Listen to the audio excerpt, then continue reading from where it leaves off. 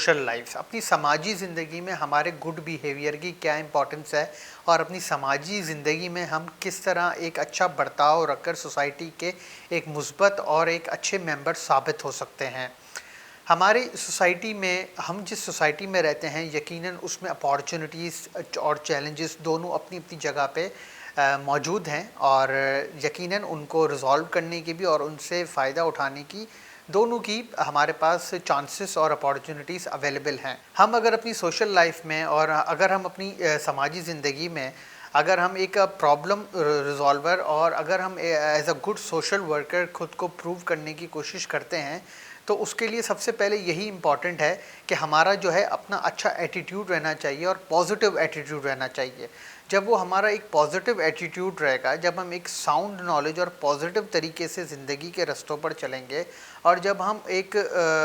جو ہے ہرڈلز کو ریموو کرنے والے بنیں گے، لوگوں کے اندر انڈرسٹینڈنگ ڈیولپ کرنے والے بنیں گے، تو ہمارے لیے بہت آسان ہو جائے گا چیزوں کو اور معاملات کو لے کے چلنے کا۔ ہماری سوسائٹی میں بہت سے ایسے لوگ ہوتے ہیں جن کے آپس میں رفٹ کریٹ ہو جاتی ہے، نیبرز ہوتے ہیں، لوگ ہوتے ہیں،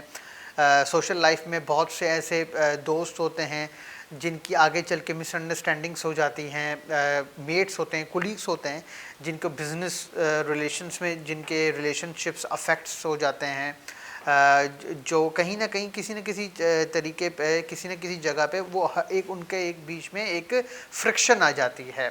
تو ہمیں جو ہے اگر ہم سوسائٹی کے لیے ایک بہتر اور مثبت ممبر بننا چاہتے ہیں سوشل لائف میں، تو ہمارا گڈ بیہیویئر ہونا لازمی ہے۔ تو اگر ہمارا گڈ بیہیویئر ہماری سوشل لائف میں ہے، اگر ہم اچھے اخلاق سے اپنی سوشل لائف کو لے کے چل رہے ہیں، تو ہمارے لیے بہت آسان اور ہمارے لیے بہت ایزی ہو جائے گا اس چیز کو کرنا اور اس چیز کو مینٹین کرنا۔ اور جب لوگوں کو پتہ چلے گا کہ فلاں شخص، فلاں انسان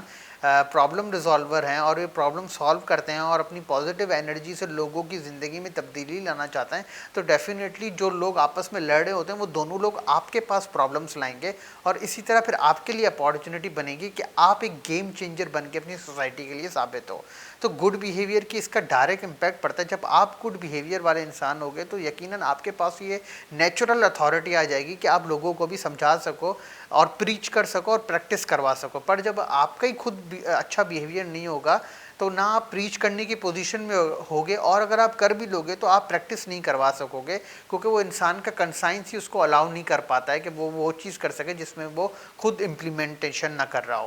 تو یہ بہت ضروری ہے، اگر ہمارا خود کا اچھا بیہیویئر ہے، اگر ہم خود اچھے ایٹیٹیوڈ سے چیزوں کو اور لوگوں کو لے کے چل رہے ہیں، تو ڈیفینیٹلی لوگوں کے اندر ہماری کریڈیبلٹی بڑھے گی، اور جب وہ کریڈیبلٹی ایک مرتبہ بڑھ جائے گی تو لوگوں کا ہم پہ ٹرسٹ ڈیولپ ہوگا، اور جب ٹرسٹ ڈیولپ ہو جائے گا ہم یقیناً سوسائٹی کے لیے ایک گیم چینجر اور ایک چینجنگ ایلیمنٹ بن کے ثابت ہوں گے۔